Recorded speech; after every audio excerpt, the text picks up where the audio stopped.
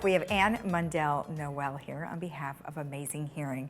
Welcome, nice to have you back. Thank you, Lisa. Glad to be here. I don't even think a Happy New Year is in store for you too. Yeah. Are you starting off the new year right? We are. Life is busy and we're very happy. Excellent, excellent. We always have lots of great information, and today I was letting everyone know that we're going to talk about tinnitus. And you know, tinnitus, as I think you've talked about before, is ringing in the ear. But tell me the difference between just a regular ringing in the ear that sometimes I get it and I don't know what causes it, and the actual tinnitus itself.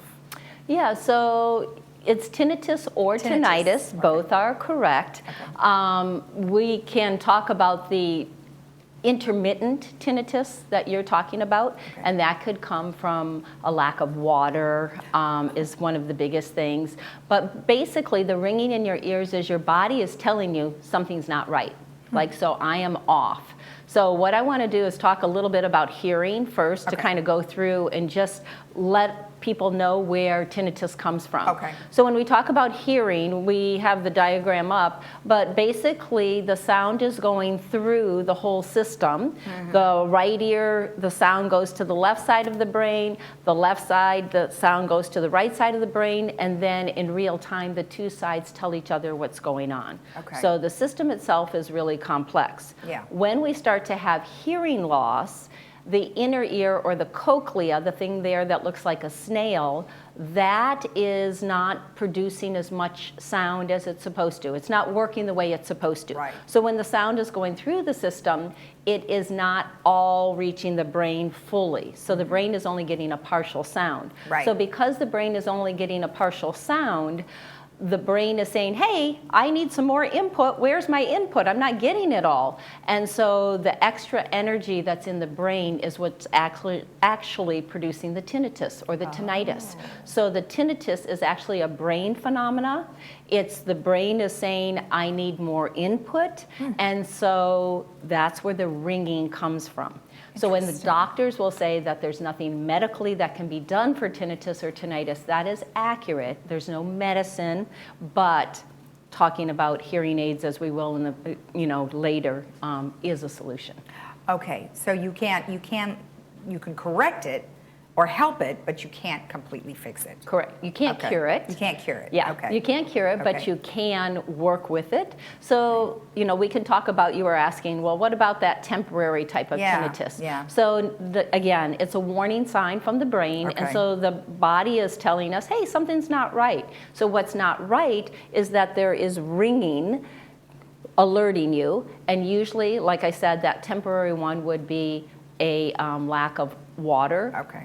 But it can also come from medications. It can come from caffeine, nicotine, aspirin, stress, fatigue. So there's a lot of different things. All of the above. Yeah. Not everything we deal with, right? Right. So the biggest thing is that it can come from outside sources. But again, the bottom line is to recognize the body is talking to us, and we need to listen to it. Right, right. Now, I think when we were all younger, we played music really loud, and we were always told, well, don't listen that loud. And when you have headphones on, I mean, you can just hear the music blasting in some folks. Does that cause this? It can. Okay. So when you go to a concert and you come out and you go, oh my gosh, my ears are ringing, that's your body alerting you to say, hey, you were too loud. Like, I can only take so much sound. So if I make this sound and you're aware that, oh my gosh, something's not right, then you might not do it again the next time. Oh, I see. Well, you can always put some little earplugs in there. Right. So when you put the earplugs in, what's happening? You're putting the earplugs in to soften the sound so it doesn't go through. So then the brain says, okay, you gave me some relief, I'm not going to be as loud. But some people, when they go to a concert, especially if they sit close to those speakers, they could go to 2 to 3 days of not hearing. Like they're just hearing that ringing in their ears. Yeah, we need but to it be can careful. cause, loud sounds, as we know, can cause noise-induced hearing losses. So what can people do if they do happen to have this? So if the number one thing you should do if you have tinnitus or tinnitus is that you should get a baseline hearing test. You should see where your hearing is at so that you know, is this a temporary thing or is this a permanent thing? I have many patients who come in who have very mild hearing loss or even normal hearing, but they're getting the ringing in their ears. And so they can come in and we can actually deal with it with a new product from Widex that has a Zen therapy in it. So what it is it's a new hearing aid that has the ability to put sound all through the brain. So what it's doing is it's producing something called a fractile tone, which is a non-repeatable tone.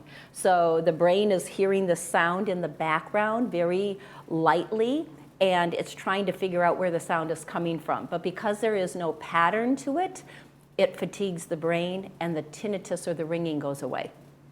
Can you hear that tone that you said it's in the background? Or Yeah, not really? they hear it, and people can put it on or turn it off. So Widex is the only manufacturer in the industry that actually has the Zen therapy, the fractile tones. They do it different than everybody else. Everybody else tries to use a masker, but with the Widex, it's kind of like a TENS unit. Do you know what a TENS unit is? You have a pain here, but I'm going to put this unit on here, so I'm going to disperse the energy all around, and then the brain says, wait, where was that point of pain? It's the same thing with the Zen therapy. We're putting sound all over the brain, and it kind of sounds like ching, ding, ding. I mean, it's a really funky kind of tone, but it brings relief. So I just want to say, like this week, I just fit a young woman on Monday. She is going through chemotherapy, so she's having some tinnitus and hearing loss because of the medication she's on. Yeah. I put the hearing aids on her, and as soon as I put the hearing aids on, she's like, it's gone. Oh, no kidding. And I'm like, no, because that doesn't always happen. Like some people, it's like a light switch. Most people, it takes 3 to 5 months to for it to go away, because the brain is learning a new pattern. 15% of the population, it never goes away. But she put it on, and she was just like, oh, this is great. So it's just really assuring that it works. It's a great solution. And you know, I'm assuming as time goes on, because this is a fairly new hearing aid, that as time goes on, more people will get the clue to make it with that in it, so you'll have a little more choices. So all right, excellent. And then you've got a pillow with you today. That is it's a tinnitus pillow. Tinnitus, or tinnitus, either one of both are correct, so you're good with there. But with the pillow, this is something that you can slide under your pillow so that you don't disturb your partner. So if somebody's sleeping with you, they don't have to have sound being generated, because a lot of people don't like quiet, because the brain then focuses on that ringing sound. So what's happening with this is you can slip it in, it plugs into the wall, and then you can actually change and put different sounds in it. You can plug in your phone through a hardwire cord, and you could play different apps, you could do something, but you're hearing the sound right into your ear. So when you take those hearing aids off, the brain isn't like empty. It's still getting some like sound. a white noise kind of thing. It can be a white noise. It could be oceans. You could play whatever you want. Oh, it's whatever is in your phone. Oh, gotcha. Okay, so it doesn't come with music. There is some on here. Oh, okay. But if you wanted to plug in your phone, you could. Oh, okay. Yeah, but Widex has its own Zen app. So there's an app to play sounds. Even if you don't have the hearing aids, you could play those sounds in the pillow, and you could hear them for sleeping at night. Oh, that is a wonderful solution, and it doesn't necessarily have to be for tinnitus. It could be for having trouble sleeping too. There you go. Just have that right in there. Podcast. Because then you don't have to put to put things in your ears to hear it. And like you said, you can put it really close to your ear, and maybe someone you're sleeping with doesn't hear it. Great information. That is wonderful. And unfortunately, so many of us do suffer from that. So this is a great solution. So thank you so much. You're welcome. Thanks for having me. If you want more information about any of the items that we have discussed, or if you just need a baseline hearing check, you can go to Amazing Hearing, and you can call them at 949-667-9818 for an appointment. We'll be right back.